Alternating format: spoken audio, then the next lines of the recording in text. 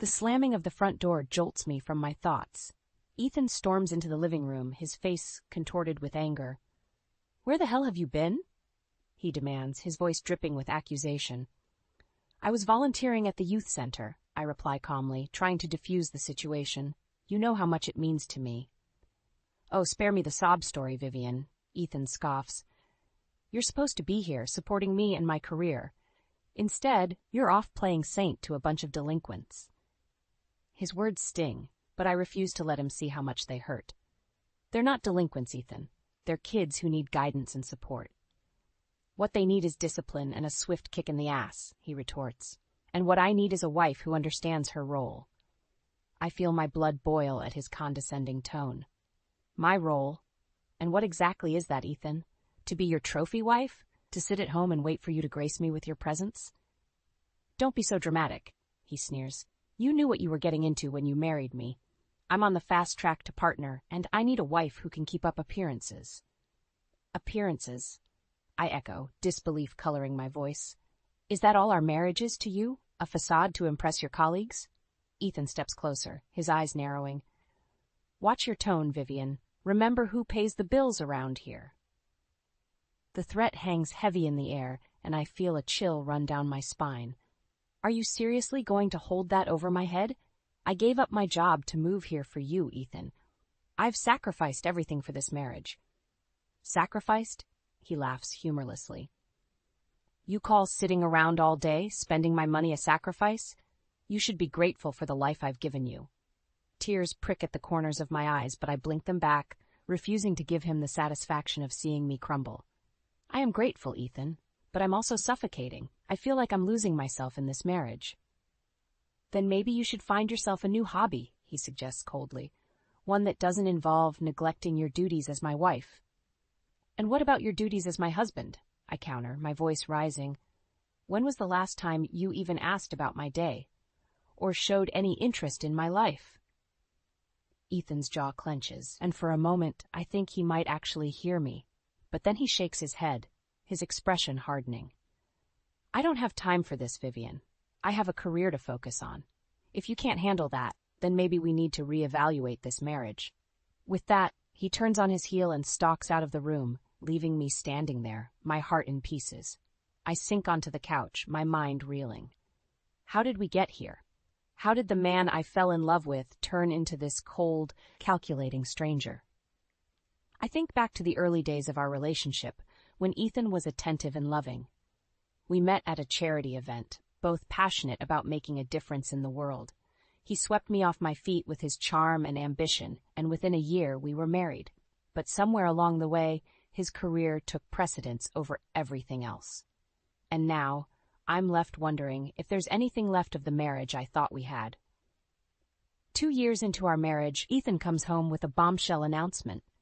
I've been offered a partnership at a law firm in Los Angeles, he declares, a triumphant grin on his face. I stare at him, my heart sinking. Los Angeles? But what about my job, Ethan? My students? Come on, Vivian, he cajoles. This is a once-in-lifetime opportunity. You can always find another teaching job in L.A. It's not that simple, I argue, my voice strained. I've built a life here, Ethan. I have roots in this community. Ethan's smile fades, replaced by a look of annoyance. I thought you'd be happy for me, Vivian. This is a huge step up for us. For you, maybe, I counter. But what about what I want? What about my dreams? Dreams? He scoffs. You're a high school teacher, Vivian. How far do you think that's going to take you? His words cut deep, and I feel my eyes sting with tears. I can't believe you just said that. Teaching is my passion, Ethan. It's not just a job to me. Ethan sighs, running a hand through his hair. Look, I didn't mean it like that, but this is a once-in-a-lifetime chance, Vivian. We can't pass it up. I know he's right, but the thought of leaving everything behind feels like a knife twisting in my gut. Fine, I relent, my voice barely above a whisper. I'll take a sabbatical from teaching. Ethan's face lights up, and he pulls me into a hug. You won't regret this, Vivian. I promise. But as we pack up our life and prepare for the move, I can't shake the feeling that I'm making a terrible mistake. The day of the move arrives, and I find myself surrounded by boxes, my childhood home stripped bare.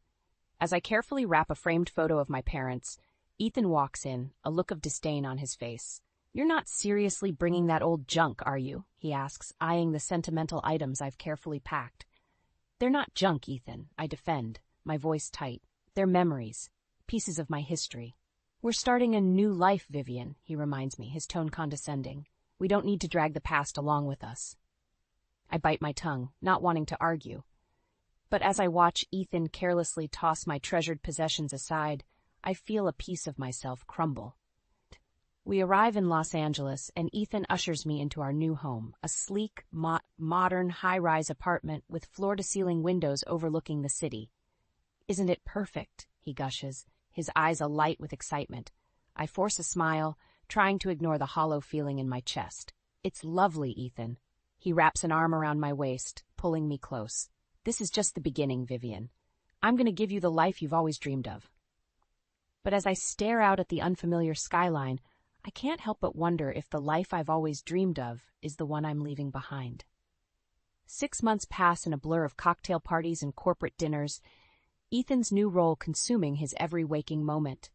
I find solace in volunteering at a local youth center, pouring my heart into mentoring troubled teens. But one evening, as I'm getting ready for a fundraiser, Ethan barges into the bedroom, his face twisted with rage. "Are you seriously wearing that?" he demands, eyeing my simple black dress with disdain. "What's wrong with it?" I ask, my voice trembling slightly. "You look like a damn schoolmarm," he sneers. "I need you to look the part of a successful lawyer's wife, not some frumpy volunteer." Tears sting my eyes, but I blink them back, refusing to let him see how much his words hurt. "I'll change," I mumble, turning away. But as I slip into a designer gown and plaster on a fake smile, I can't shake the feeling that I'm slowly losing myself, piece by piece. 6 months into our new life in Los Angeles, Ethan's behavior takes a turn for the worse.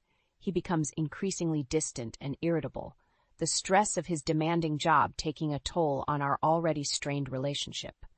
I find solace in volunteering at the youth center, pouring my heart into mentoring the kids who have come to rely on me.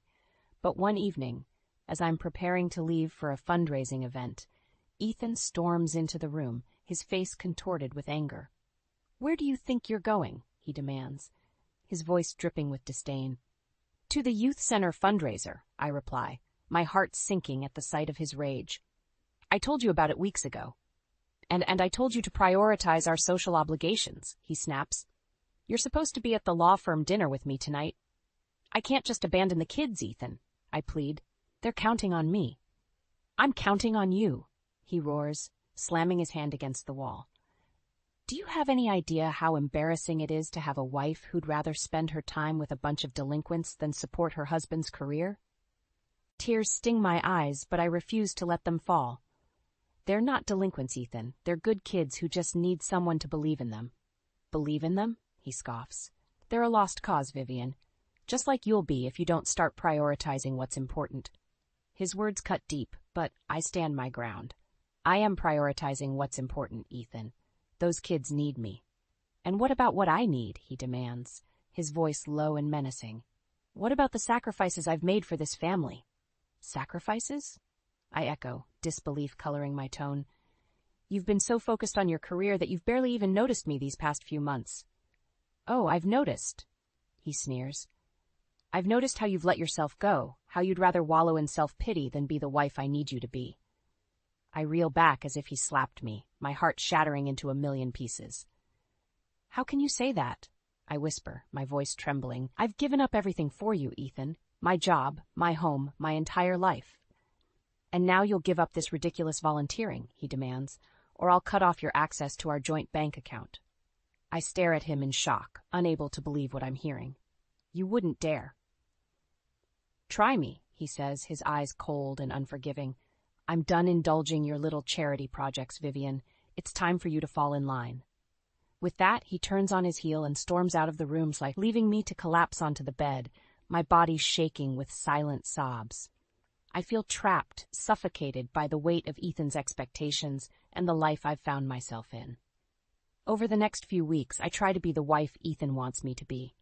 I attend his work functions, plastering on a fake smile and pretending to be the perfect corporate spouse. But inside, I'm dying a little more each day. I long for the fulfillment I once found in teaching, for the sense of purpose that volunteering at the youth center brought me.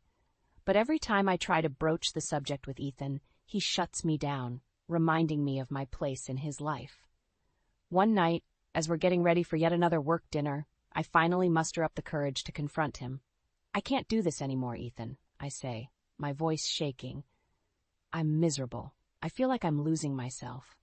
He looks at me, his eyes cold and unfeeling. "You're not losing yourself, Vivian. You're finding your place in this world, and that place is by my side, supporting my career." "But what about my career?" I plead. "What about my dreams?" "Dreams," he scoffs. "Grow up, Vivian. It's time to face reality. This is your life now, and the sooner you accept that, the better off we'll both be." I feel something break inside of me, the last shred of hope I'd been clinging to shattering into dust. And as I follow Ethan out the door, my heart heavy with despair, I can't help but wonder if I'll ever find my way back to the person I used to be. As the months drag on, the distance between Ethan and I grows wider with each passing day. I long for the connection we once shared, for the love that brought us together in the first place. And so one evening, I muster up the courage to broach the subject that's been weighing on my heart.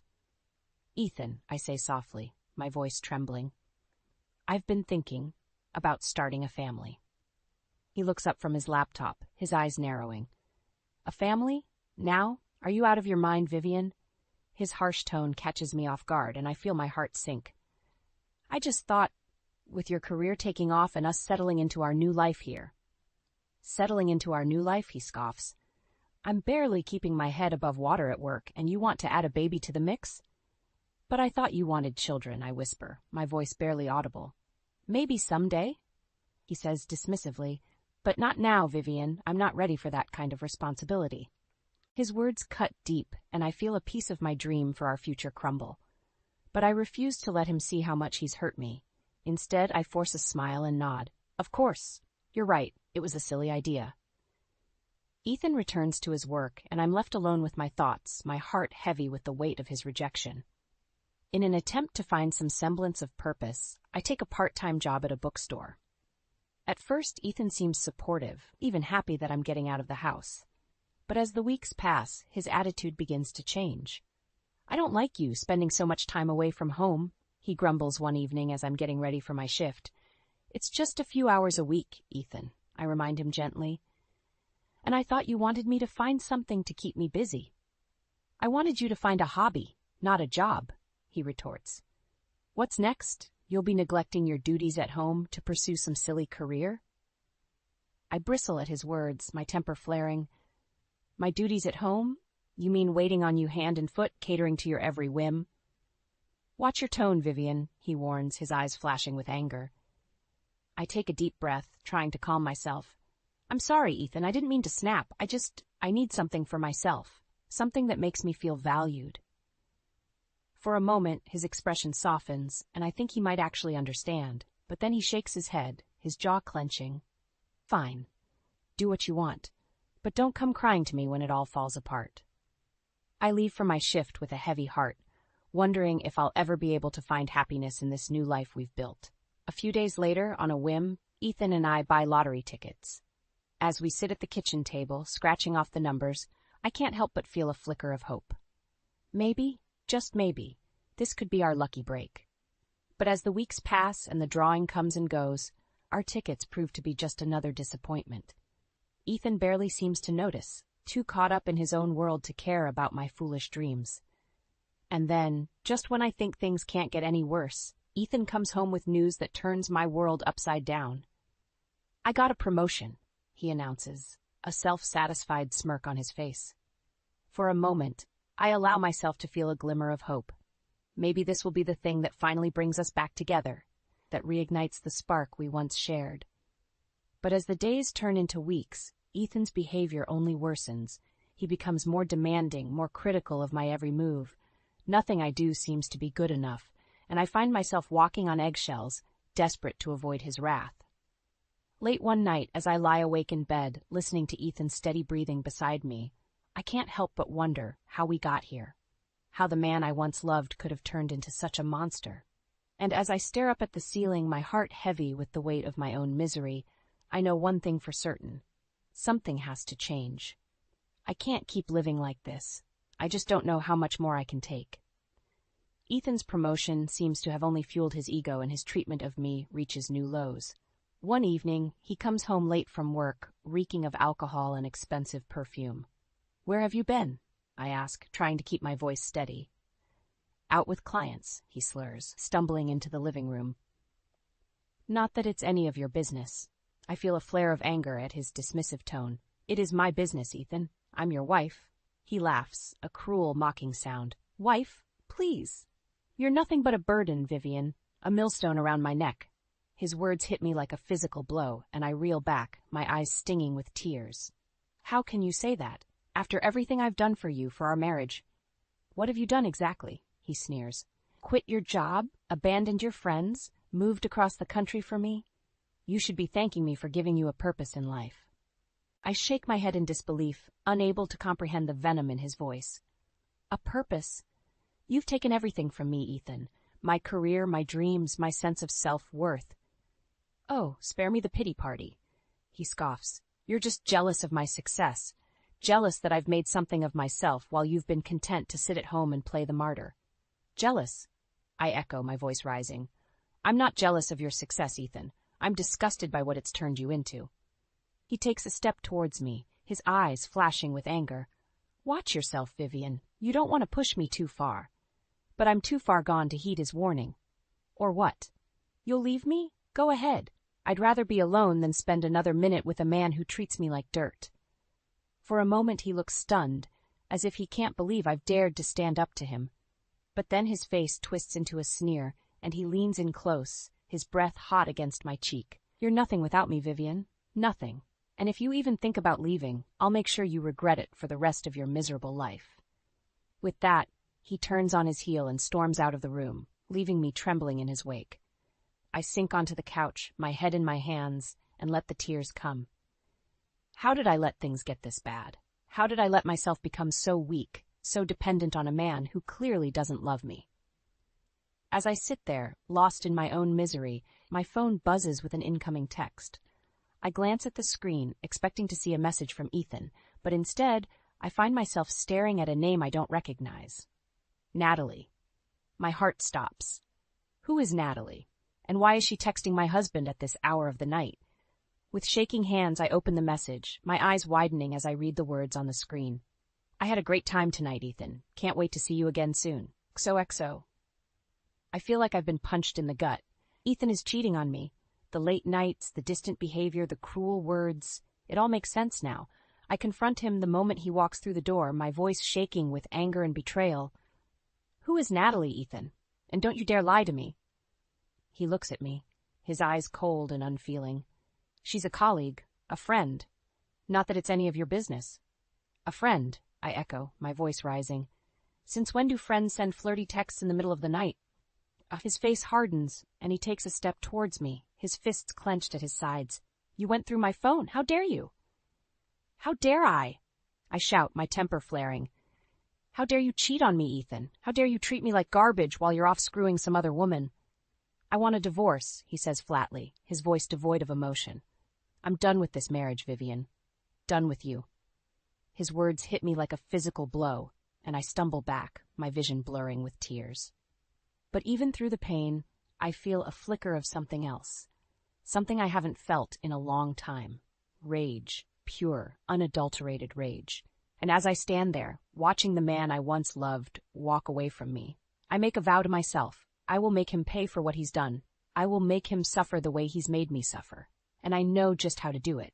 Ethan's betrayal cuts deep, but I refuse to let him see how much he's hurt me. Instead, I channel my pain into planning my revenge. And the first step is to gather evidence of his infidelity.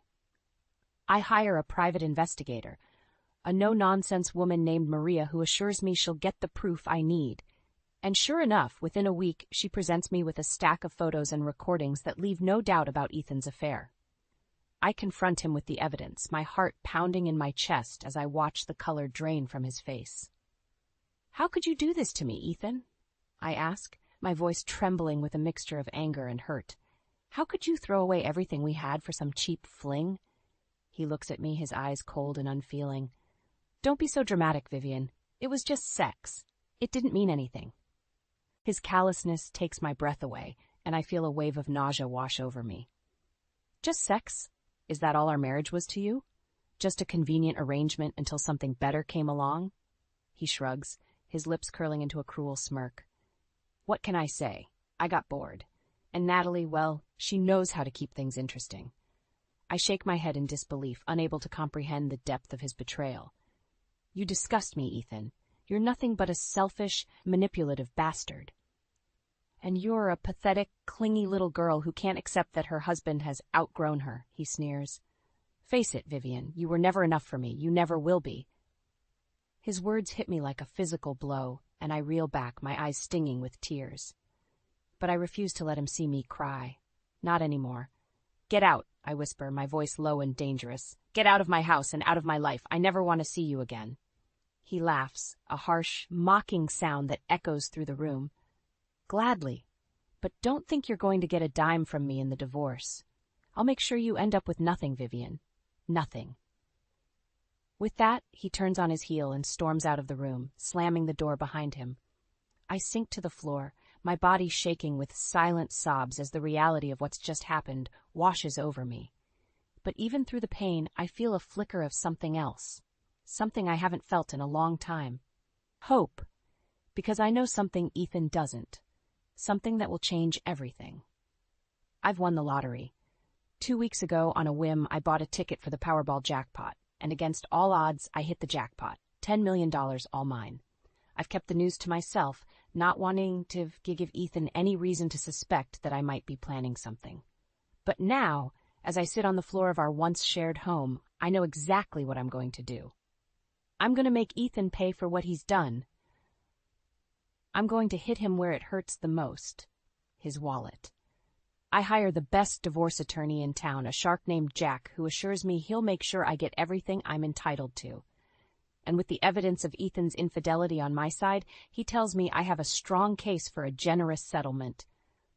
But I don't want Ethan's money. I want to make him suffer. I want to watch him squirm as he realizes just how much he's underestimated me. And so, on the day of our divorce hearing, I walk into the courtroom with my head held high, my lottery ticket tucked safely in my purse. I watch as Ethan smirks at me from across the room, confident that he's going to walk away with everything. But then I take the stand, and I tell the judge everything. I tell him about Ethan's affair, about his cruel treatment of me throughout our marriage. And then, with a triumphant smile, I pull out my lottery ticket and hold it up for the world to see. I don't want a dime from this man, Your Honor, I say, my voice ringing out clear and strong. I have all the money I need, and then some. All I want is my freedom, and the satisfaction of knowing that Ethan will never be able to hurt me again. The look on Ethan's face as the judge grants me a divorce and orders him to pay my legal fees is one I'll never forget. And as I walk out of the courtroom, my head held high and my heart finally free, I know that I've won. Not just the lottery, but my life back. And that's a prize worth more than all the money in the world. With the divorce finalized and my lottery winnings secure, I feel a sense of freedom I haven't known in years. But even as I revel in my newfound independence, I can't shake the desire to make Ethan pay for what he's done. And so I set my plan into motion. I know that Ethan's law firm handles high-profile clients, including several major banks in the city. And I also know that he's been angling for a promotion to senior partner, a position that would put him in charge of managing those accounts. So I decide to hit him where it hurts. His reputation. I make an appointment at Ethan's bank, the same one he's been schmoozing with for months in the hopes of landing their business. And when I walk in, dressed to the nines and carrying a briefcase full of cash, I make sure everyone knows exactly who I am. I'd like to make a deposit, I say, my voice ringing out loud and clear across the lobby. $10 million, to be exact. The teller's eyes widen, and I can see the wheels turning in her head as she tries to figure out who I am and where I got such a large sum of money. Of course, ma'am, she stammers, ushering me into a private room. We'll just need to verify the funds and fill out some paperwork. I smile, settling into a chair and crossing my legs. Take your time. I've got all day. As the teller scurries off to get her manager, I lean back and savor the moment. I can only imagine the look on Ethan's face when he finds out that his ex-wife, the woman he thought he'd broken, is now one of the bank's most valued clients. And sure enough, within minutes, the bank manager is falling all over himself to accommodate me. He offers me everything from a personal financial advisor to a VIP lounge pass, all the while assuring me that my money is in good hands. I just smile and nod, playing the part of the gracious client. But inside, I'm counting down the seconds until Ethan walks through that door. And when he finally does, his face a mask of shock and anger, I know I've won. "Vivian," he hisses, his eyes darting around the room as if he's afraid someone might overhear. "What the hell are you doing here?" I smile, my voice sweet as honey. "Just making a little deposit, darling. I thought you'd be happy to see me supporting your bank." His face turns red, and I can see the veins in his neck bulging with barely contained rage. "You're doing this on purpose, aren't you? Trying to humiliate me in front of my clients?" I shrug, my eyes wide with feigned innocence. "I have no idea what you're talking about, Ethan. I'm just a satisfied customer, here to do business with the best bank in town." He takes a step towards me, his fists clenched at his sides. "You little bitch, you think you're so clever, don't you? Well, let me tell you something. You may have won the lottery, but you're still nothing, and I'm going to make sure everyone knows it." But before he can say another word, the bank manager clears his throat, his voice nervous but firm. "Mr. Thompson, I'm going to have to ask you to leave. We don't tolerate that kind of language or behavior towards our clients." Ethan's face goes white, and I can see the panic in his eyes as he realizes the gravity of the situation. He's just insulted and threatened a high-value client in front of his boss, and there's no way he's going to come out of this unscathed. I apologize," he stammers, his voice shaking. "I didn't mean—" But it's too late, the damage is done, and as he's escorted out of the room by security, his head hanging in shame, I feel a rush of triumph that's almost intoxicating. I've hit Ethan where it hurts the most, his ego, and I know that this is just the beginning. He may have taken everything from me, but now I'm the one holding all the cards, and I'm going to make damn sure he never forgets it. News of Ethan's outburst at the bank spreads like wildfire, and within days, he's facing disciplinary action from his firm. His clients start to pull their accounts, and his once promising career begins to crumble before his eyes. I watch from afar, savoring every moment of his downfall. But even as I revel in my revenge, I can't help but feel a twinge of something else, something that feels suspiciously like regret. And then one day I receive a phone call that changes everything. "Vivian?" Ethan's voice is weak, broken. "I need to see you, please." I hesitate, my heart pounding in my chest. Part of me wants to hang up, to leave him to wallow in his own misery. But another part of me, the part that once loved him, can't resist the plea in his voice. "Fine," I say, my voice cold. "But make it quick." We meet at a coffee shop near my old apartment, a place we used to frequent in happier times. Ethan looks like a shell of his former self, his eyes bloodshot and his skin pale. "I'm sorry," he says, his voice barely above a whisper, "for everything.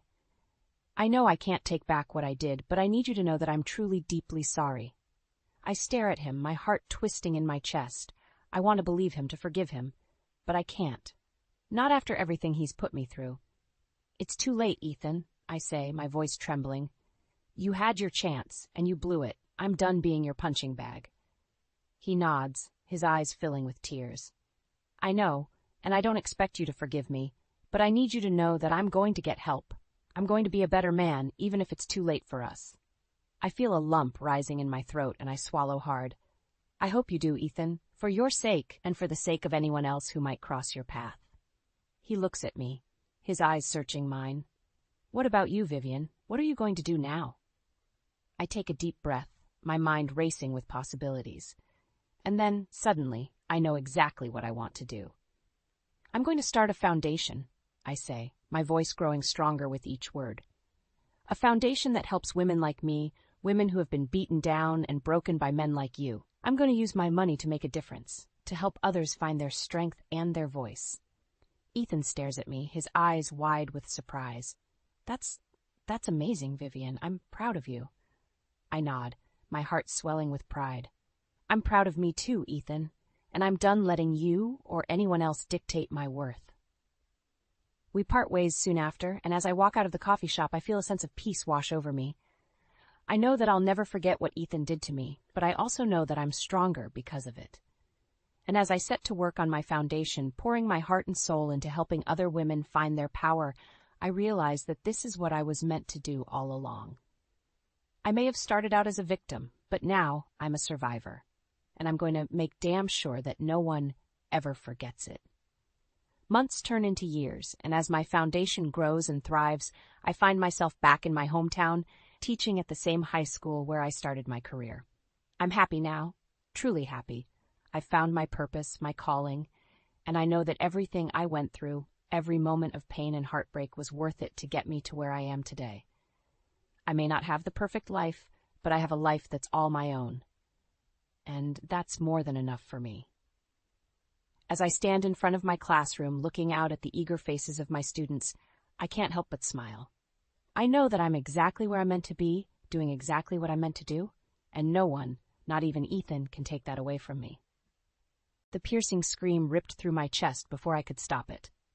There they were, tangled together like poisonous vines, my husband and my stepmother, locked in a sordid embrace on the kitchen counter. My eyes stung with unshed tears as Alex scrambled off Lana, his limp excuse for a shirt hanging open. Bryn, this isn't... He couldn't even finish his thought. Lana simply smirked, not an ounce of shame etched on her face as she smoothed her rumpled silk robe. Hello, dear. Didn't expect you home so soon, did you? Her saccharine tone sliced through me like shards of glass. You vile snake! I hurled the words at her, chest heaving. How could you, both of you? Alex opened his mouth again, but I cut him off with a hand slicing through the air. Save it. I don't want to hear another word from you. Pivoting on my heel, I stormed out of that wretched kitchen, slamming the front door behind me with enough force to rattle the windows. Hot tears streamed down my cheeks as I climbed into my car and peeled out of the driveway, desperate to put distance between me and that nightmare.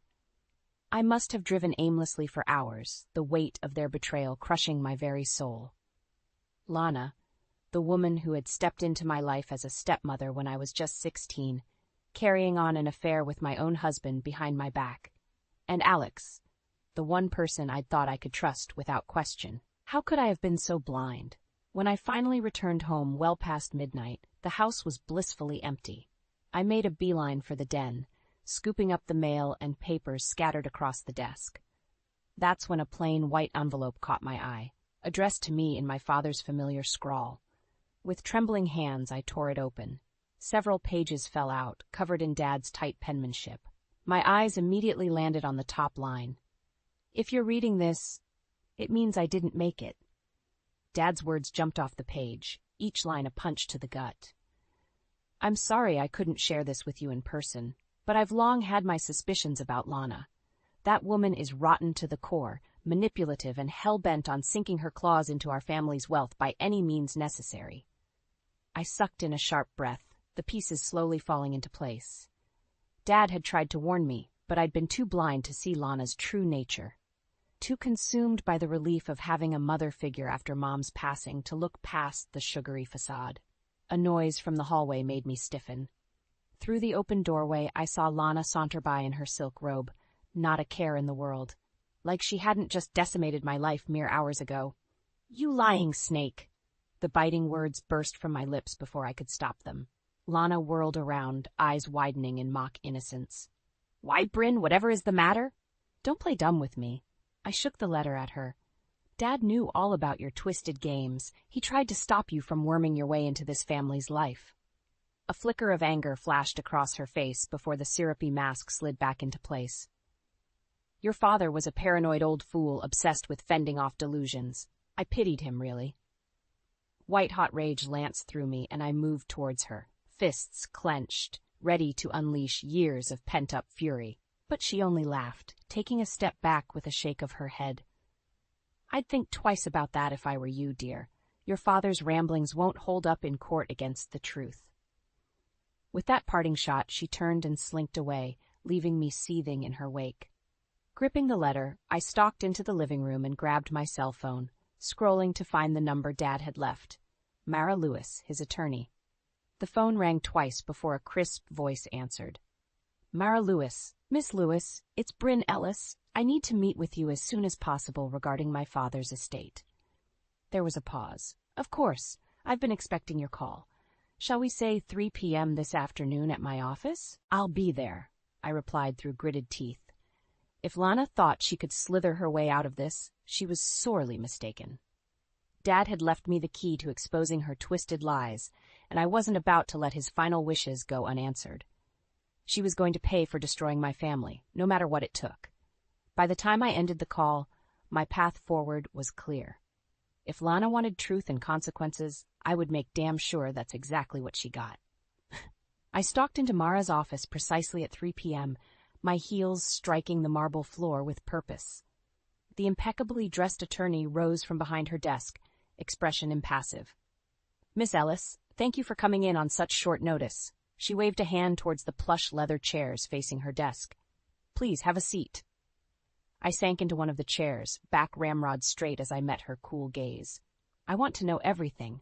What evidence my father had against Lana, and what legal avenues are available to me. Mara's lips pressed into a thin line. Very well. She reached into her desk drawer and retrieved a thick manila envelope. These are the files your father left pertaining to his concerns over your stepmother. My fingers trembled slightly as I accepted the weighty bundle.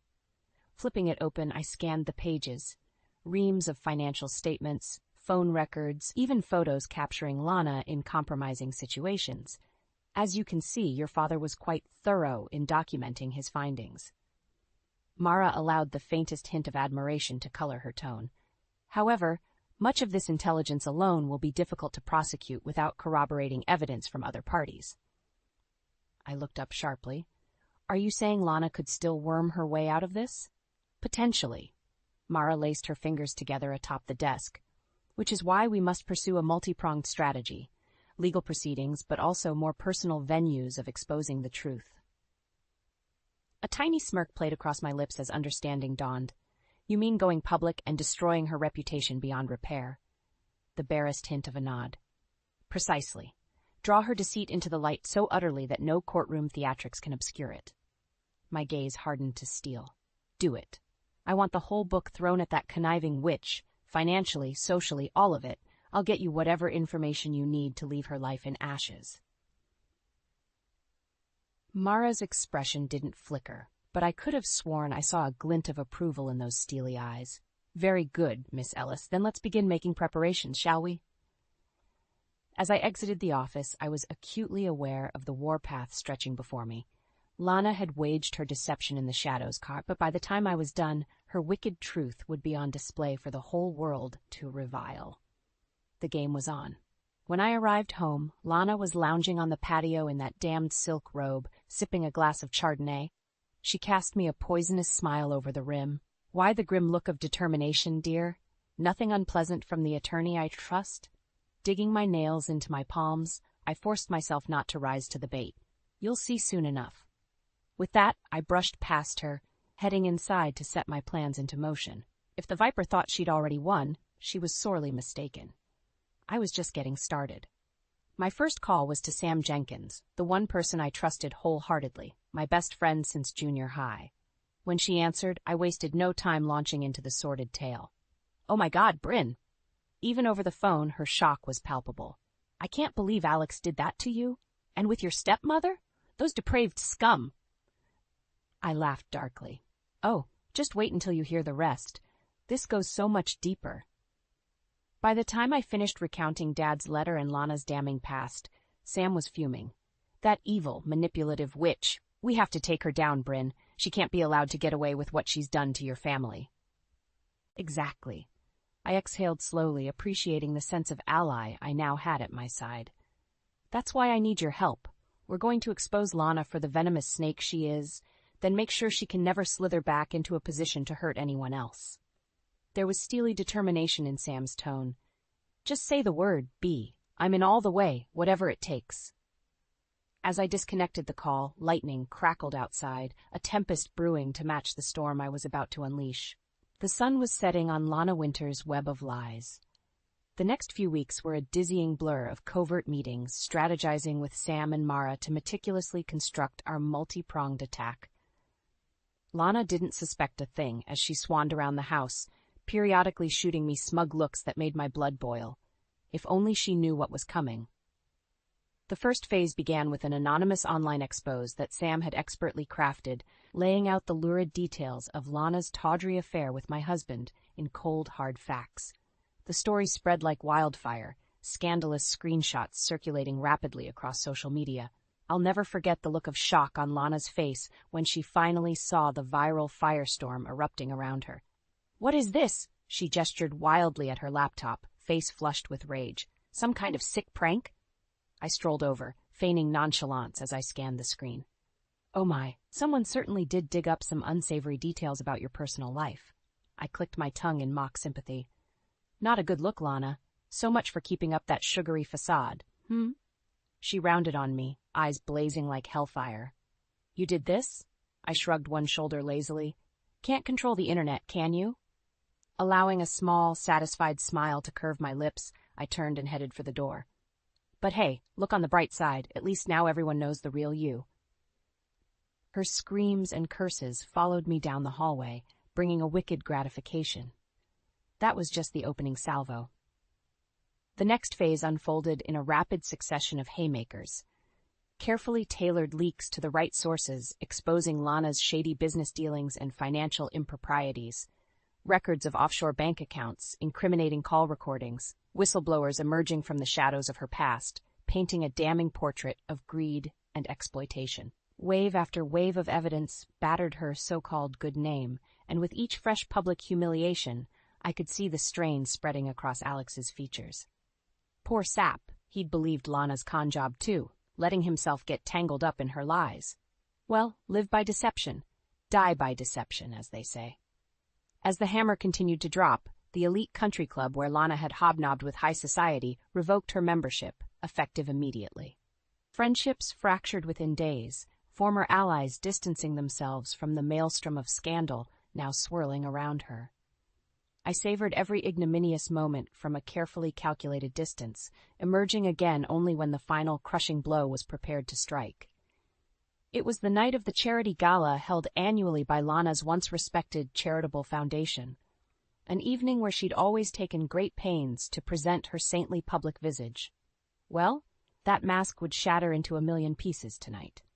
Sam and I positioned ourselves across the street from the grand ballroom entrance, dressed to the nines and clutching crystal flutes of champagne. At precisely 8 p.m., a towering billboard blazed to life on the adjacent building, emblazoned with a single phrase in garish red font: "Lane Winters, a legacy of lies, the full uncovered story." Beneath it, a QR code linked to a viral data dump, all of Dad's compiled evidence, the financial records and whistleblower testimonies presented in one thorough, utterly damning package for the world to consume. Within minutes, camera flashes were popping in a frenzied strobe across the red carpet as guests arrived. Those who saw the blistering billboard gaped in shock, muttering in phones held aloft, spreading the QR code like a contagion. Finally, Lana appeared in the center of the spectacle, eyes bulging in outrage and disbelief, as the realization of her annihilated reputation sank in. For one shining moment, her masquerade crumbled completely, exposing the true, blackened soul beneath. Another slow smile crept across my lips as I sipped my champagne and watched the Empress suffer a very public, very deserved execution. The first phase of my vengeance was complete. Time to turn my attention to the legal battlefield that awaited, and leave Lana to drown in the ocean of her own deceptions. The days following the charity gala exposé were a blissful reprieve as Lana went into full damage control mode. The house was mercifully quiet. She and Alex holed up separately with their lawyers, no doubt scrambling for some Hail Mary to counter the mountain of evidence we detonated. Good luck with that. Predictably, the first incoming volley was Lana summoning me to the den with a curt, "We need to talk." I strolled in to find her perched like a coiled viper on the chaise, eyes glinting with a mixture of wounded fury and smug calculation. Clearly she fancied herself holding some trump card. "Well, I see you've had your fun with your little internet theatrics." Her lips twisted in a mocking sneer.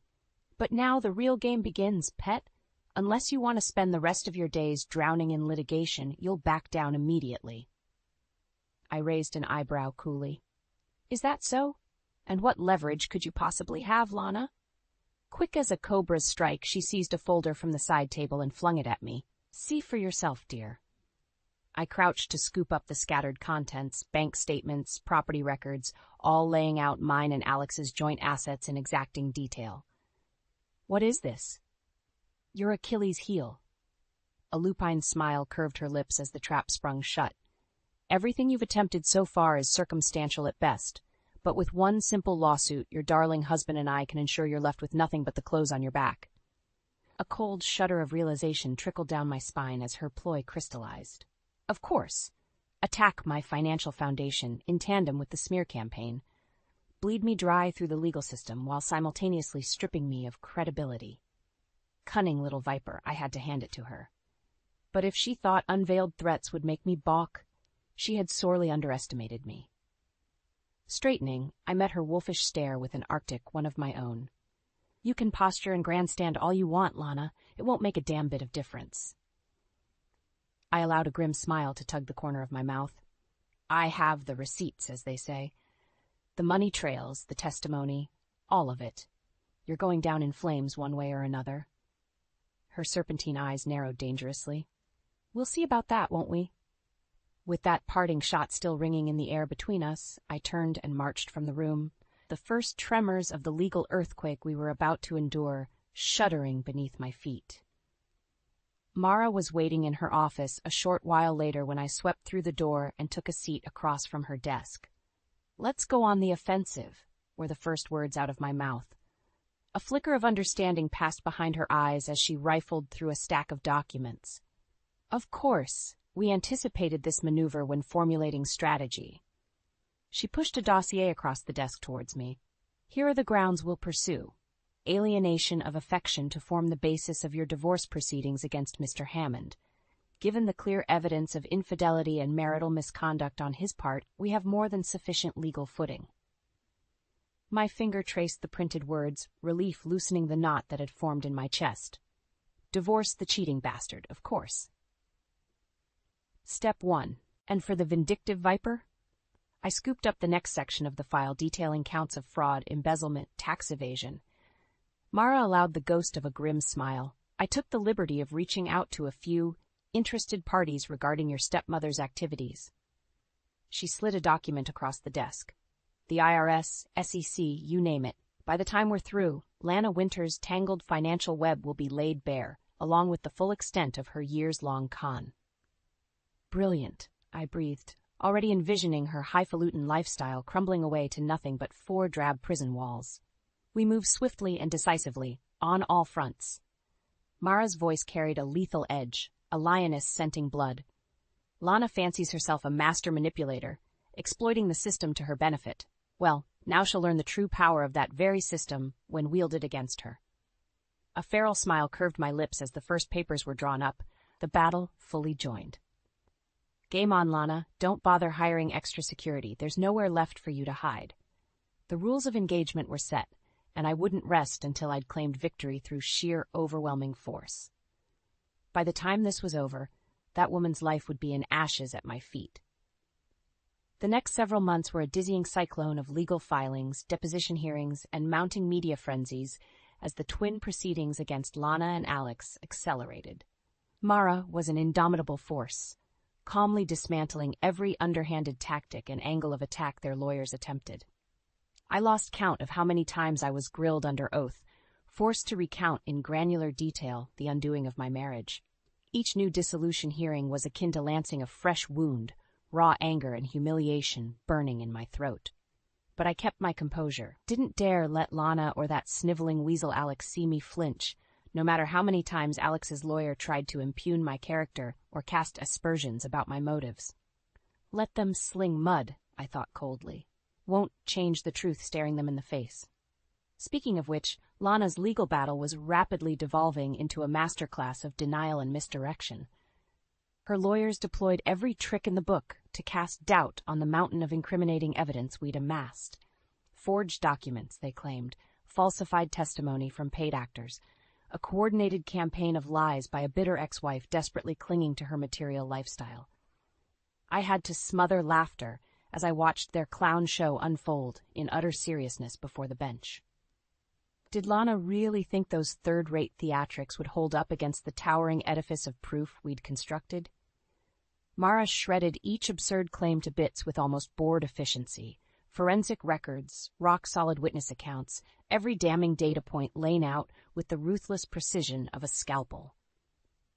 And through it all, I took petty satisfaction in watching Lana's glaring weakness on the stand, as her artfully composed facade increasingly dissolved into flop sweat and desperate stammering. For once, the master manipulator had no script to fall back on, no lies to distort the corrosive truth burning her alive in that courtroom. The weeks ticked by with remorseless efficiency as the dual cases built to an inexorable climax. Lana's blustering faltered, her hired guns of lawyers slowly resigning themselves to the futility of their straits. At last, the day of reckoning dawned, a final trial date to decide both my divorce and the civil case against my shattered stepmother. I dressed simply but sharply, fixing my hair into a tight chignon as I steeled myself for the fight still to come. Alex and Lana were already seated at the defendant's table when I strode into the courtroom, heads bent in whispered conference with their haggard legal teams. They turned as one in my direction, twin expressions of loathing and fear. For the first time, I allowed myself a thin, predatory smile. They should be afraid of the all-consuming justice I was about to unleash. The proceedings passed in a whirlwind of procedural formalities, evidence rehashed, and accounts culminating to their inevitable apex. When the jury finally returned with their verdict, a deafening hush fell over the gallery. On the charge of felony embezzlement, how do you find? The forewoman stood, shoulders squared. We, the jury, find the defendant Lana Winters guilty. An electric shock seemed to judder through the courtroom. I could have sworn I heard the sharp crack of Lana's composure shattering in that instant as the words detonated in her ears. Tears began leaking from her eyes as the judge continued the stony pronouncement. Furthermore, the court finds sufficient grounds for civil tort based on alienation of affection in the matter of Bryn Ellis versus Alex Hammond. Divorce proceedings will commence immediately. A keening wail tore from Lana's throat as the full weight of loss crashed down upon her. Reputation, riches, the gilded facade of her life, all of it sledgehammered into rubble. And there, in the burning pyre of her ruination, the chains of bitterness that had shackled my soul for so long finally fell away in sublime release. Over. It was finally, utterly over. I took one last look at the shuddering, broken thing crumpled in the defendant's chair. The beast that had nearly destroyed me now caged at last. Not a shred of pity, mercy, or remorse remained between us. Only the karmic scales bearing down with implacable purgative force. As the bailiffs moved to take them away, Lana looked up at me with reddened, hateful eyes. But the iron curtain of my stare didn't waver until her disgrace finally dissolved behind the towering barricades of institutional gray. In the end, courage and truth had prevailed over calculation and venom. And although the road here had been brutal, my peace was finally restored. The rest would pass like a fever dream blasted away on the cleansing wind of justice served. I was free, reborn from the ashes of betrayal into someone tempered, someone stronger than I'd ever imagined. As I exited the courthouse and strode into the brilliant daylight, the specter of the past crumbling like ashes away, I inhaled the crisp air of my new life, untethered, inviolable, and fueled by deepest resilience. My vengeance was complete, but my true victory had only just begun. In the days and weeks following the court verdicts, an eerie silence descended upon my life. The seething crusade that had fueled my every waking breath abruptly faded, leaving a void I didn't quite know how to fill. Gone were the whispered strategizing sessions with Mara, the burning need to scour legal documents for any advantage over Lana's wicked machinations. Even taking Sam's calls, those pillars of support and levity as we dismantled my traitorous adversaries, started to feel like echoes of a life no longer mine. The cathartic release of justice served should have ushered in a tidal wave of closure, of inner peace regained. So why did I feel so unmoored? Adrift in the vacuum of my own victory? Perhaps it was the sudden quiet, allowing darker reflections to encroach, looming specters of doubt creeping in from the shadows of my mind. What if I went too far in my crusade for vengeance? Sure, Lana and Alex had been snakes, betraying me in unforgivable ways, but the scorched earth demolition of their lives, the relentless and frankly gleeful unraveling of Lana's influence, resources, and very identity, had that crossed some moral event horizon? I tried to shove the thought aside, to revel in my hard-won vindication. But there was no denying the flashes of my own ruthlessness that kept surfacing, unbidden. The cold, unflinching determination to lay waste to anyone and anything standing in my path. Mara's words echoed with disquieting clarity. Lana fancies herself a master manipulator, exploiting the system to her benefit. Well, now she'll learn the true power of that very system when wielded against her. Had I simply become the reverse side of that very same coin? The doubts gnawed and festered, driving me late one night to the very place where this nightmare had begun. My stately home in the suburbs sat hauntingly silent under the pale moonlight. I let myself in with the spare key, wandering from room to empty room like a restless specter. So many memories echoed from every corner, both beautiful and terrible, all now cast in the cold, harsh light of irredeemable deceit. The kitchen, garish and obscene. The den, awash in Dad's mournful admonitions. The bedroom, a blighted sanctuary. By the time I reached the living room fireplace, huddled on the hearth in the darkness, bone-deep weariness threatened to overwhelm me. Who was I now in the ashes of this harrowing ordeal? Some hardened, embittered mercenary of my own vengeance, or a tenacious survivor determined to wrest back her dignity from the jaws of destruction? My gaze drifted over the mantel, lingering on the solitary framed photo, a happier time when the future seemed bright before the first hairline cracks appeared in the facade. I brushed the glass with my fingertips, tears stinging my eyes. How had it all gone so wrong? When did the downward spiral pick up that inexorable momentum towards mutually assured ruination? A soft sound made me stiffen, whirling to find the intruder, only to freeze as Sam padded into the pool of dim light. "Bryn?" She spoke softly, eyes filled with gentle concern. "I got your message. You said you needed." Her voice trailed off as I let the tightly wound mask slip, hot tears spilling in silent streams down my cheeks. It was too much, the weight of this whole shattered saga.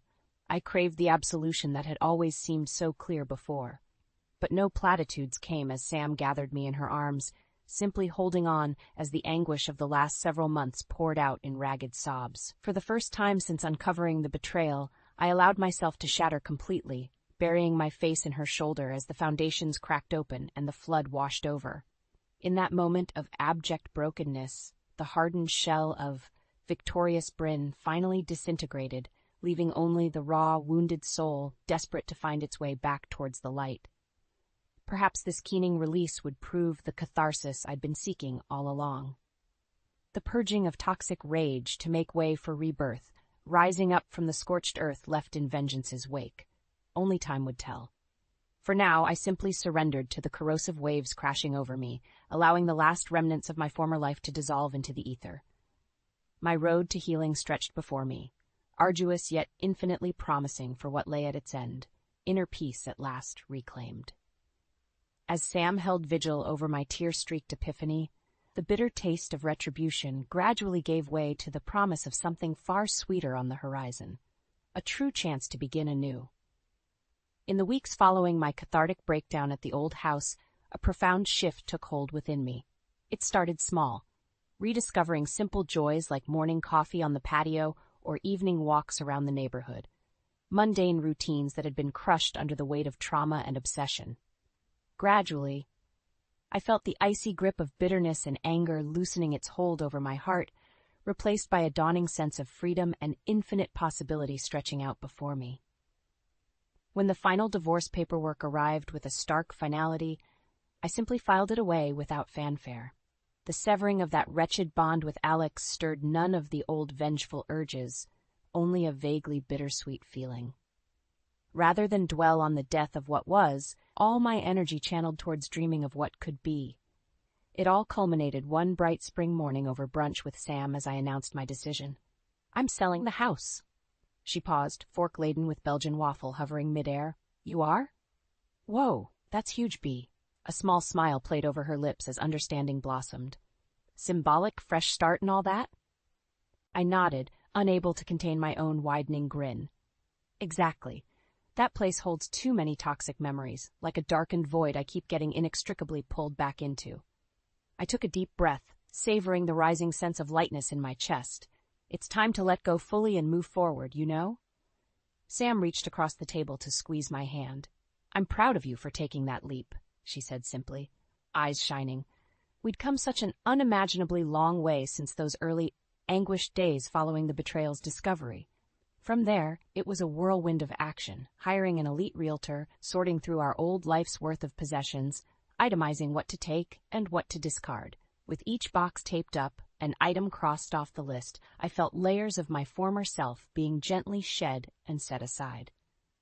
Finally, the big day arrived with the ringing of the doorbell, a couple straight off the real estate marketing brochure.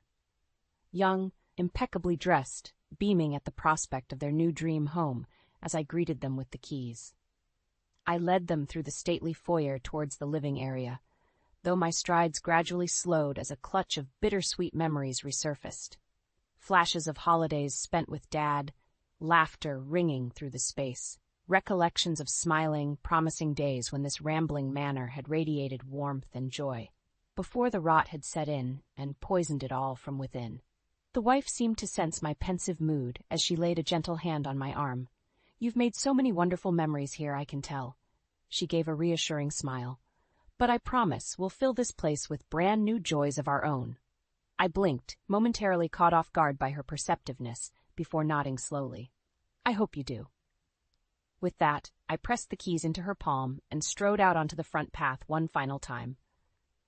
Pausing to drink in the elegant facade for the last time, now divested of its sordid significance. This chapter was officially closed, soon to be replaced by happier days in the making.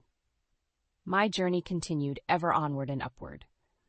Over the next few months, the windfall from the profitable sale, combined with my meager inheritance and court settlement, allowed me to slowly rebuild my life through more positive, rewarding outlets. I rededicated myself to my marketing career with a vengeance, rising swiftly through the ranks and exploring new entrepreneurial opportunities. But even more fulfilling were the passion projects, like spearheading a nonprofit for women affected by abuse and financial dissolution. Each micro act of service, of selfless giving back, was like a healing balm applied against the wounds of my former trauma. Where anger and hatred had once festered, compassion and optimism now blossomed in their place.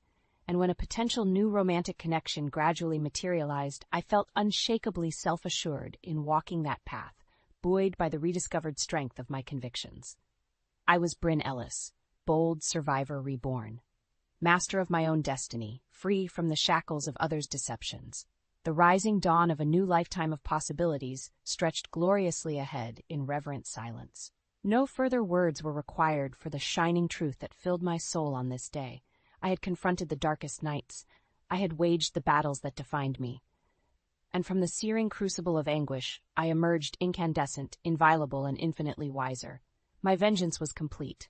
But more importantly, my true victory had only just begun. You think you can trust family to have your back, but what happens when they're the ones holding the knife? Those words rang hollow in my mind as I stared numbly at the incriminating photos strewn across my desk. Pictures of my younger sister Alina and my boyfriend Jamie, intimate moments captured that shattered my world into pieces. How could you do this to me? I asked hoarsely, tears streaming down my cheeks as Jamie shifted uncomfortably in front of me. Alina simply smirked. Did you really think he could ever be fully satisfied with someone as dull and boring as you, sis? Jamie deserves excitement in his life, something you've never been able to provide.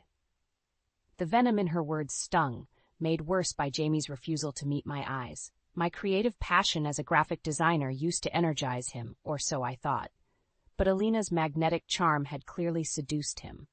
I was 28 years old, established in my career, and thinking I had the perfect life in our big city. Meanwhile, Alina at 24 had always seethed with jealousy at my accomplishments, masking it behind a dazzling smile. This has to stop right now, I stated firmly, trying to regain some semblance of control. Jamie, we're through. And you, Alina, get out of my apartment. I never want to see your face again. Jamie opened his mouth but seemed to think better of it. Without a word, he turned and left, the slamming door an exclamation point on our now shattered relationship. Alina just laughed derisively.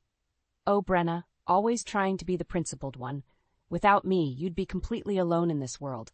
Deep down, you know you need me more than I need you. I looked at her with a mix of heartbreak and disgust. This was my own flesh and blood, someone who was supposed to have my back. But her callous betrayal cut deeper than any wound. Grabbing my purse, I pushed past her towards the exit. I'm going to stay at a hotel tonight. Don't be there when I get back tomorrow to collect my things. Running away again? She taunted. Just like when we were kids. I tuned out her voice, her toxic words no longer able to draw a reaction. My life as I knew it lay in ruins, but I would rebuild from the ashes. Starting now, Alina was dead to me. The next day, I returned to an empty apartment, just as I had demanded. As I packed my belongings, Jamie's discarded shirts and Alina's makeup stained the space that was once my sanctuary. I knew in that moment nothing would be the same. But at least one truth had been unveiled. The person I should have been able to trust above all others was the blade that cut deepest. With my life in boxes, I left behind the ruins of my past. Where I was headed, I didn't know. But any path away from Alina's deceit and the memory of Jamie's ultimate betrayal was the right direction. Blood might be thicker than water, but for me, the blood between sisters had been irreparably poisoned. It was time to start over and rebuild myself from this broken state. It had been 3 months since I left behind the wreckage of my life in that city. The stabbing pain had subsided into a dull ache, but I couldn't shake the bitter taste of betrayal from my mouth. I had settled into a cozy studio apartment and secured a freelance graphic design gig to keep me afloat. At least work provided a temporary escape from dwelling on Alina's treachery and Jamie's unfaithfulness. Then one evening my phone rang with an eerily familiar number. Against my better judgment, I answered tentatively. Hello? Brenna? My traitorous sister's sickly sweet voice oozed through the line. It's me, Alina. I've been trying to reach you. My grip tightened on the phone. What do you want? I have nothing left to say to you.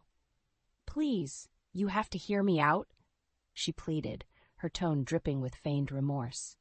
Jamie was just a horrible mistake. I've realized how much I need my big sister in my life. I scoffed at her audacity. You stabbed me in the back and stole my boyfriend, all because you were jealous of my life. Why should I believe a word you say? There was a pause, and then a sniffle, like she was choking back tears. You're right, I was spiteful and cruel. I was so envious of what you had achieved that I tried to take it for myself. I've hit rock bottom, Brenna. I have nowhere else to turn. The remorseful act was almost convincing, but then I remembered the smug satisfaction on her face as she revealed the sordid affair. Save your crocodile tears, I snapped. You chose to betray me, and now you have to live with the consequences. Don't contact me again. I went to hang up, but her panicked voice burst through. Wait, I'm pregnant, and the baby is Jamie's. Those words landed like a sucker punch to the gut. I drew in a shaky breath, my mind spinning. You're lying, I managed weakly. This is just another one of your manipulative games. I swear on Mom and Dad's graves, she said, deadly serious now. I need your support, Brenna. You're all I have left in this world. Please. Part of me inwardly recoiled at the thought of offering any help to the person who decimated my life. But another part, the hapless sister deep within, wanted to believe there was still a shred of redeemable humanity in Alina. If what you're saying is true, I said carefully, then you're going to need somewhere to stay and some help getting on your feet for the baby's sake. Not for you. Never for you again. Thank you, she gushed, the relief palpable in her voice. I'll make the arrangements right away to come stay with you. You won't regret this, I promise. I doubted those words, but I'd take solace in being able to keep my unforgivable sister at a distance while ensuring her child didn't suffer for her sins. As I hung up, an uneasy knot twisted in my gut.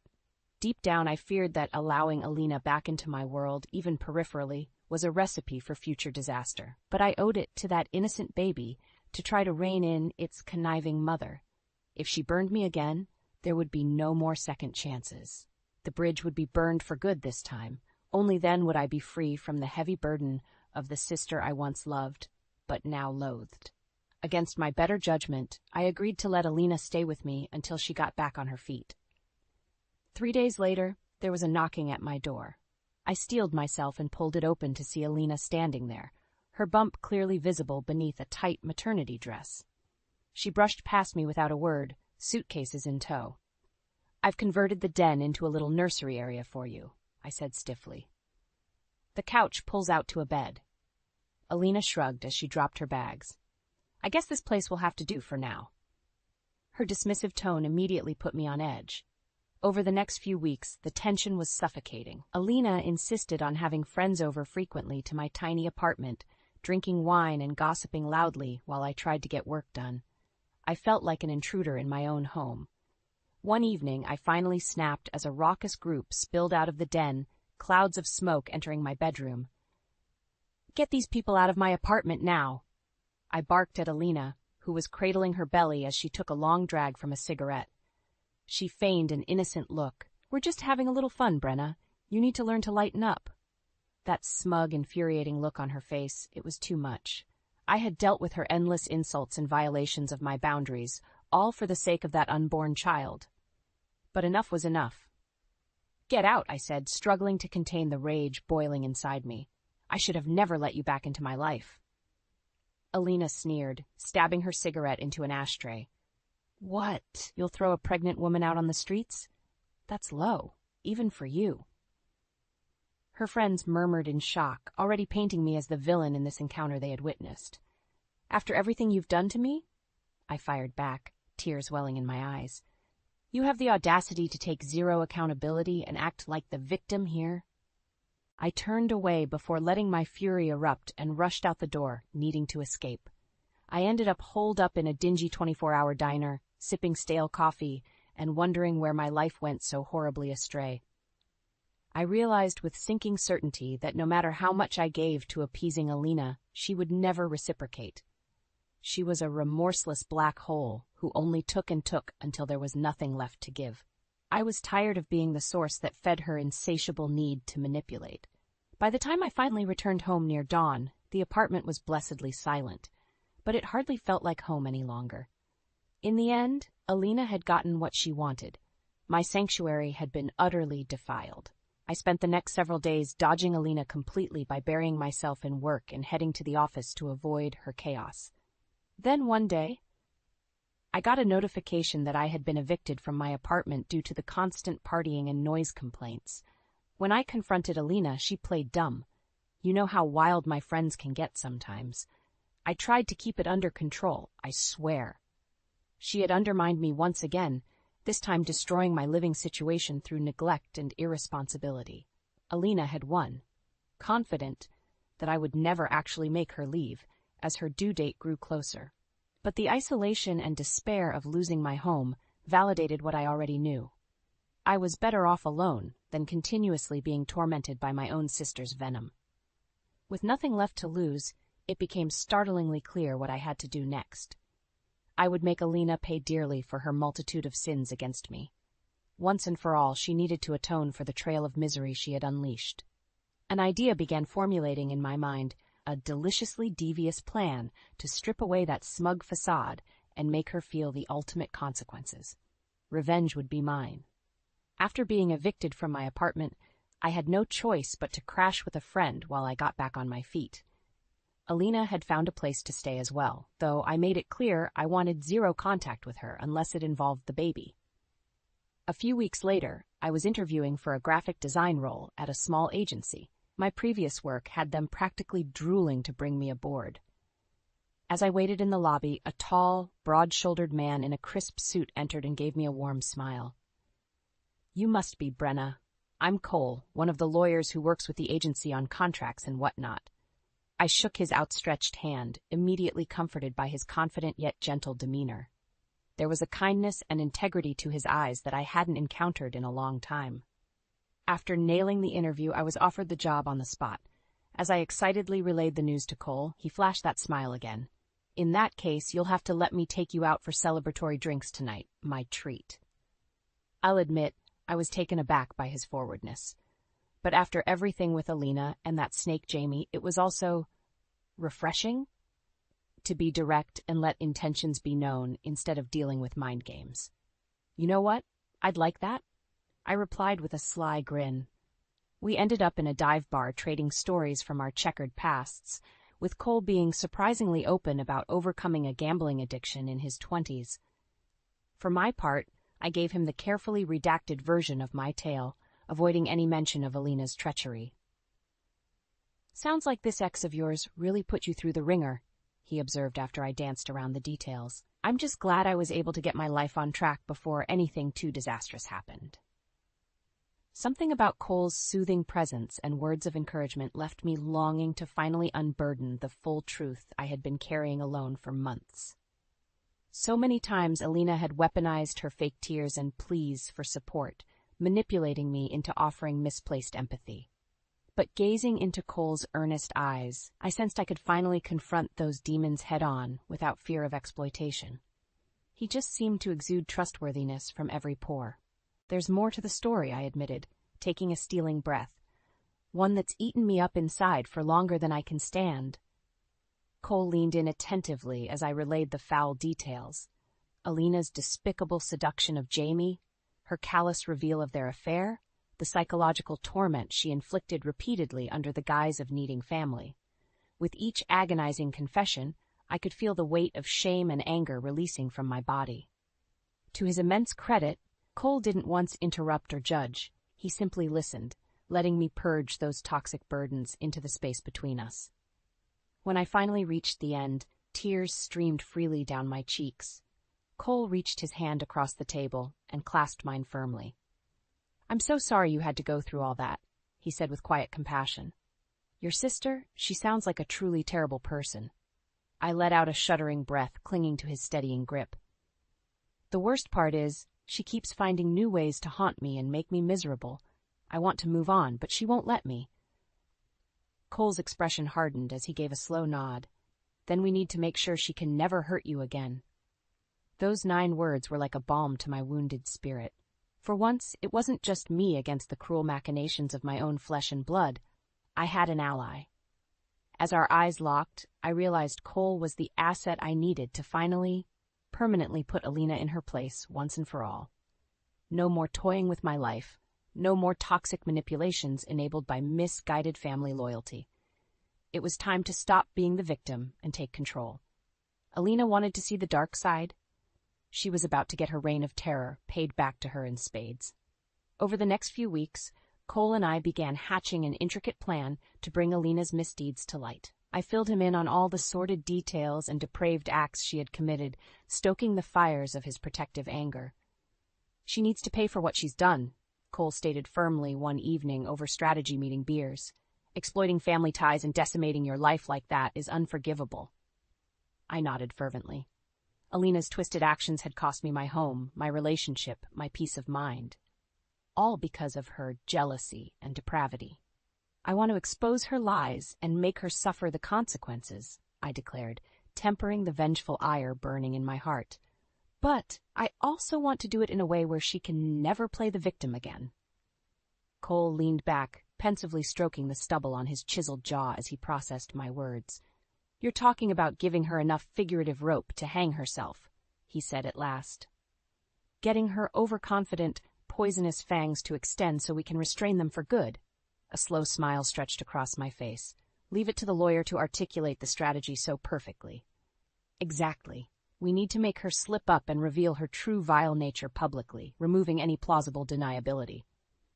And I know just the event that would make the perfect stage, Cole replied with a wolfish grin. A few days later, I was seated across from Alina at a luncheonette near her place. Her belly was massively swollen. The insufferable brat would be dropping that kid any day now. You wanted to meet? She regarded me with patent disinterest as she idly stirred her iced tea. This better be good. Being on my feet is so taxing lately. I fought to keep my expression neutral as I produced a glossy invitation embossed with an award ceremony logo. You remember that big design gala I attended last year? The one that effectively launched my career? Alina's eyes narrowed as she caught the distinct whiff of professionalism and prestige. Her mouth began watering like a predator detecting vulnerability. "Of course," she replied coolly, adding a demeaning hair toss for good measure. "The only real success you've ever had in this industry." Hook, line and sinker.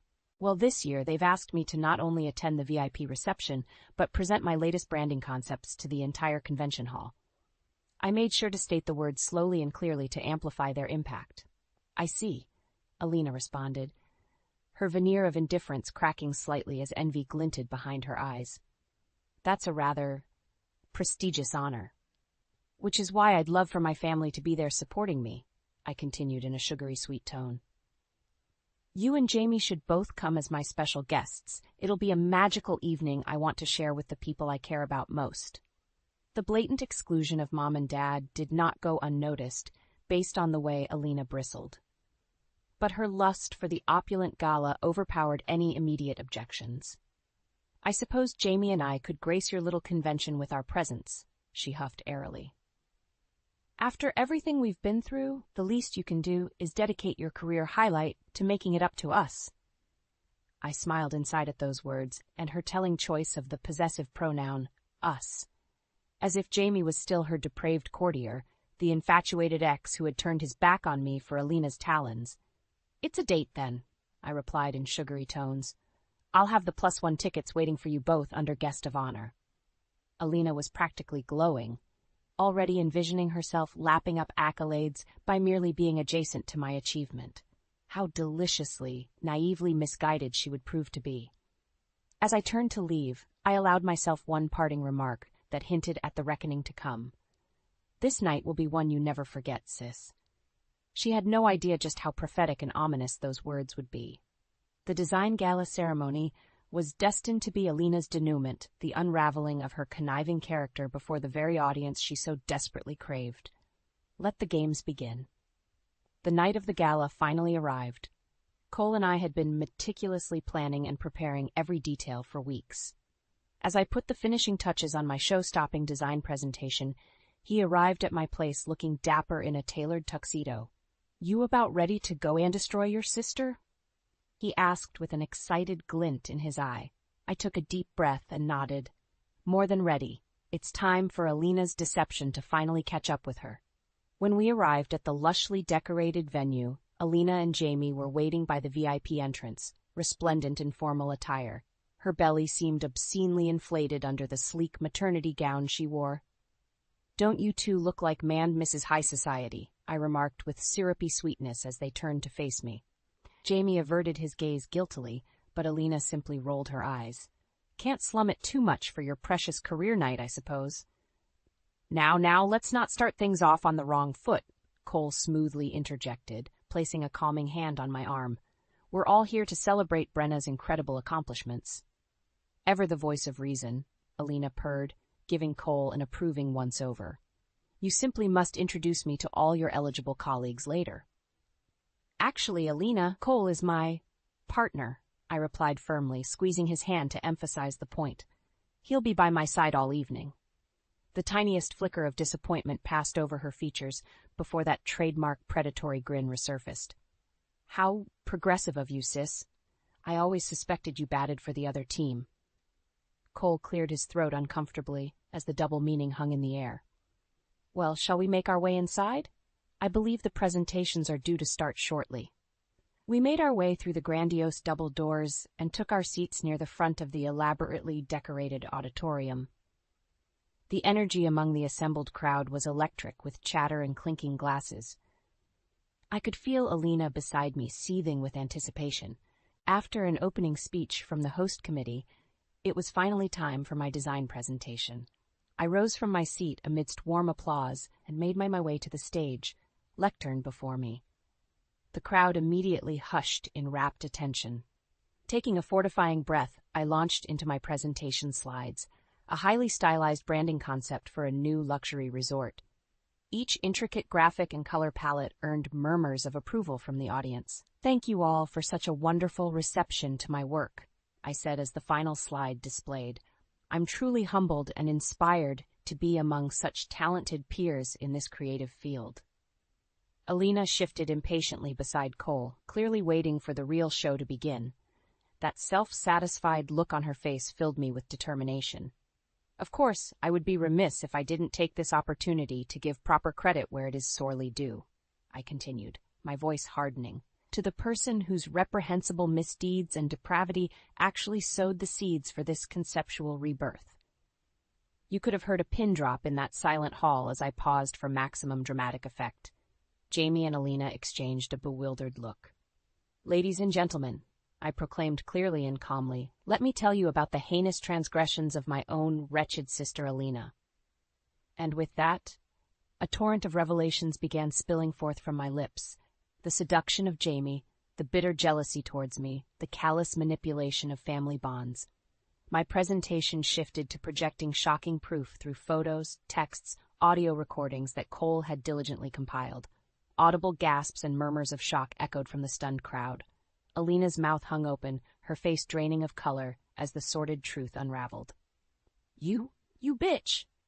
She erupted once the final piece of damning evidence played, causing her voice to overtake the mic. "How dare you try to publicly shame and humiliate me?" I simply stood calmly, letting her unleash a torrent of outrage that only further condemned her depravity in the eyes of the horrified attendees. Jamie beside her looked like a cornered animal. With one icy glare of contempt, I knew I had accomplished my objective. Alina's viperous fangs were fully extended, and I had the antidote to permanently neuter her poisonous ways. As security rushed in to subdue her, Cole took the stage, his voice booming with authority. "Alina Merriweather, you are hereby being charged with defamation of character, financial fraud, emotional duress, and a menagerie of other offenses against your own flesh and blood." The rest was a blissful blur. In one fell swoop, I had ripped away the veil of deception Alina had hidden behind for far too long. This was her undoing, televised to the entire creative community. There would be no recovering from such a merciless public dismantling of her true nature. At long last, my tormentor had been disarmed and brought to justice. As they led her away in humiliated hysterics, I savored that gratifying realization. Revenge really was a dish best served utterly, shockingly cold. The aftermath of my public takedown of Alina at the gala was swift and severe. In the days that followed, a veritable firestorm erupted across social media and the creative industry. Influential designers, artists, and peers I had looked up to for years took to their platforms to excoriate Alina's abhorrent actions and deceitful behavior. The vitriol was scalding, emboldened by the undeniable proof I had showcased. Jamie, clearly expecting to slink away from the carnage unscathed, instead found himself just as vilified. People couldn't fathom how he could betray me in such a craven manner with my own flesh and blood. What separation was too low to stoop? As for Alina, well, let's just say her phone kept ringing with notifications of friends, colleagues, and employers alike distancing themselves at light speed. Her vain pursuit of social status and prestige spectacularly imploded in her face. I watched it all unfold like a solemn observer, sipping coffee in my apartment with Cole's reassuring presence beside me. He squeezed my hand as each fresh wave of backlash rippled outwards. "No one can refute the truth of what you exposed," he said quietly. "The whole world can see Alina for the toxic, soulless person she truly is." I released a deep, cathartic sigh, feeling lighter than I had in what felt like an eternity. All this time spent suffocating under her manipulative grip, and now she's the one reaping the total alienation she deserves. A slight smile played across Cole's lips. That's not all the reaping she has in store. A few days later, Alina appeared at my apartment, her disgraceful fall from grace punctuated by haggard eyes and disheveled hair. The slightest swell of her belly served as a malignant reminder of her cardinal sin against me. "Happy now?" She spat before I could utter a word. "You've completely devastated my life and career, all for some pathetic bid at revenge." I rose calmly from the couch, straightening my spine to face her. "I should have done this a hell of a lot sooner. You brought this on yourself with your repugnant actions and inability to feel any shred of remorse." Alina opened her mouth to retort, but Cole cut her off as he emerged from the hallway, briefcase in hand. "I wouldn't attempt to plead any sort of defense if I were you," he stated flatly. Your endless litany of offenses is too extensive to dismiss." Alina's eyes widened in sudden apprehension as Cole snapped open the briefcase, shuffling through a stack of folders and documents inside. "What are you talking about?" she demanded in a wavering voice. "Oh, did Brenna conveniently leave out the minor matter of the criminal proceedings we've initiated?" Cole replied with a sardonic grin. "Because in addition to the severe professional and societal fallout, you're also being pursued legally for your misdeeds." With deft precision, Cole began reciting an exhaustive list of charges: financial fraud, defamation of character, emotional distress, harassment. The sheer number was dizzying. For each transgression, he brandished documented evidence in the form of bank statements, email trails, even voice recordings of her vindictive ravings. Throughout the surgical dressing down, Alina's countenance progressively drained of its former arrogant bluster. By the time Cole reached the end, her lower lip trembled and eyes glistened with impotent rage. "You can't be serious? Over what, some juvenile sisterly feuding?" Cole's expression hardened like steel. "Over you inflicting permanent psychological devastation through repeated, calculated abuses towards your own family. Quite serious charges, I'd say." Alina said nothing, her mouth working soundlessly as the gravity of her predicament crashed down upon her. In a twisted way, I almost pitied the sniveling state she now found herself reduced to. The mighty really had fallen. "Get out of my home," I said in a toneless murmur. "I never want to see your wretched face again after what you've put me through." With that parting shot, Alina seemed to dissolve into a pathetic puddle of self-loathing and humiliation. She skulked from my apartment without another word, having no fight or survival instinct left after her vile soul had been extracted so ruthlessly. I turned and embraced Cole, nestling into the crook of his strong shoulder as the door clicked shut behind Alina's exit. At long last, the demon had been fully, permanently exorcised. I could breathe freely again, without her cancerous presence polluting my existence. As a new dawn rose, I reveled in the first day of reclaiming my life wholly on my own terms. Revenge could never be sweeter than this long-coveted liberation. With Alina forcibly extricated from my life, the world suddenly seemed brighter, the air crisper. Like a cancer in remission, the toxic malignancy that was my sister had been cut out, allowing healing to finally take root. In the weeks that followed her shameful departure, the fallout from my exposé at the gala continued rippling outwards in destructive waves. Alina found herself persona non grata in every professional circle, her reputation irreparably sullied. She was terminated from her posh marketing job after a tidal wave of outraged emails and calls overwhelmed the company's HR department. Self-inflicted pariah status ensured she was blacklisted from any other opportunities in the future. The legal ramifications were even more severe.